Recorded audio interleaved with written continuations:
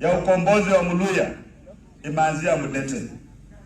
Tumeelewana watu yangu? Watu wa Vihiga mkituleti down, muanze kuyumba yumba, hii safari haitafika mahali natakana kufika.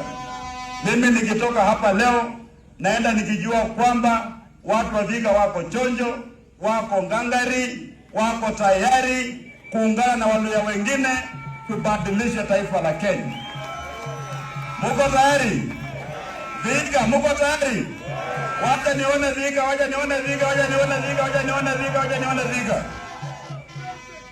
Sisi hatutapoteza wakati kwa siasa ambayo ina maana, because the challenges facing our people are too extreme, are so serious to be sacrificed at the altar of political pettiness.